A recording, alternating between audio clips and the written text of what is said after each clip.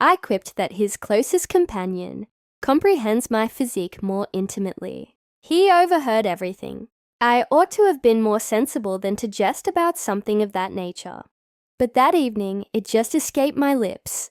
We were seated at the dining surface, myself, Careless, and his closest companion, Ariane. The trio of us had been acquainted for many seasons, but lately, circumstances between Careless and myself had been strained. The giggle that used to fill our abode had transformed into extended hushes, the variety that prolong until someone ultimately surrenders attempting. Ariane uttered a witticism about partnerships, about how duos forfeit their vitality subsequent to matrimony.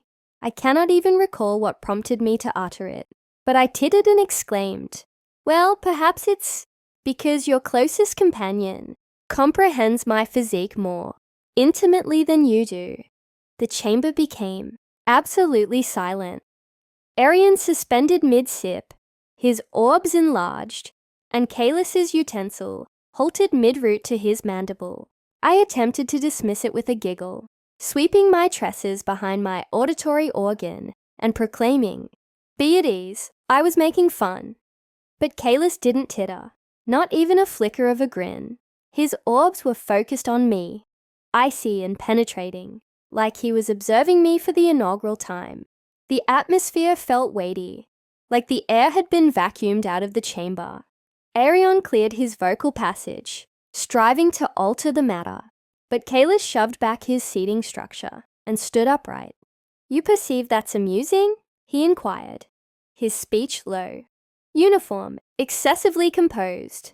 My vocal passage went arid. "Careless, proceed." I murmured softly. "It was just a silly quip." "Is it?" he interrupted, his tone severing through the chamber, because it seemed quite distinct to myself. Ariane mumbled something about departing, but Careless didn't even glance his path. He just pivoted and advanced toward the cooking area, his mandible taut. I followed, striving to clarify, but he restrained me with an elevated hand. "I overheard sufficient," he stated. "More than I wished to." That evening, he didn't come to the sleeping surface. I rested wakeful, listening to the faint drone of the cold storage unit, pondering how one heedless phrase could rip open a gash I didn't even know existed. In the domus, come morning, the caffeinated beverage vessel was still brimming, undisturbed. His automobile ignition keys were absent, and on the tabletop, adjacent to my partially consumed chalice, from the previous night lay his nuptial circlet. For the initial 2 solar cycles, I persuaded myself he merely required solitude. Careless had consistently been the individual to calm down in isolation, but by the 3rd solar cycle, the hush began to feel distinct, colder, intentional. I contacted him. No response. Messaged. Not. Even Ariane ceased replying to my communications, and that hush cut deeper than I wished to acknowledge. I continually relived that instant in my mind. The way Careless's vision shifted when I uttered those terms. A blend of incredulity and anguish. I hadn't intended it. Ariane and I had been associates long before Careless entered my existence. There was nothing between us, but the way it sounded. The terms possessed a venom of their own. That evening, I piloted to Careless's artisan studio. His automobile was parked externally, but when I proceeded inside, he scarcely glanced upwards. "You should not be present here," he articulated, his tone flat, aloof. "I need to elucidate," I whispered. He finally regarded me, orbs tinged crimson from insufficient slumber. "Elucidate what?" "That my consort believes my closest companion comprehends her physique more intimately." I flinched at the acrimony in his utterance. "It was a jest, Careless. You understand how I become when I'm apprehensive or ill at ease." "No," he retorted, striking a spanner on the tabletop. "I no longer recognize who you are, and perhaps that's the predicament." I gulped forcefully, resisting tears. "You're distorting this into something it isn't." "Am I?" he intoned, his utterance quivering now. "Because Ariane has been distant too. makes me ponder if there's a rationale he couldn't even observe me that evening. I felt my core plummet. Don't engage in this. You're aware Arian wouldn't. I believed I knew you, too, he articulated softly, averting his gaze. For an extended moment, neither of us spoke. The clinking sound of implements in the background permeated the hush between us. When I ultimately approached closer, he retreated a pace, the separation between us now a barrier. Return home, he articulated softly. Just depart.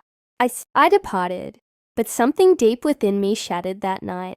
When I arrived home, I activated my communication device, gazing fixedly at Arian's most recent communication from a cycle prior. We probably should diminish our gatherings now. Careless is beginning to observe circumstances. I froze. Observe circumstances? What circumstances? There was never anything inappropriate. But suddenly, every innocuous message, every mutual jest, every glance felt weightier in retrospect.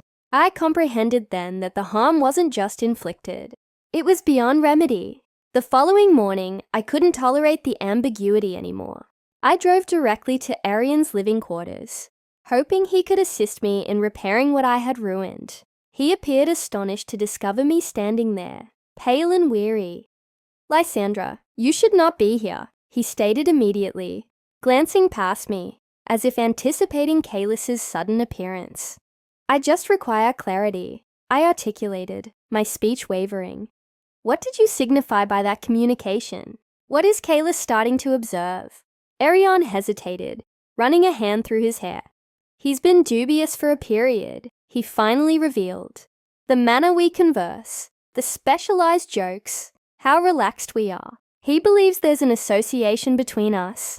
I shook my head, feeling my core churn. There isn't. I know, he responded. But after what you expressed that evening, he trailed off, sighing profoundly. It sounded authentic, Lysandra. You looked directly at him when you uttered it. Anyone would have accepted it.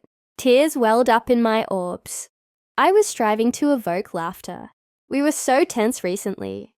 I merely desired to alleviate the mood. Arian sighed.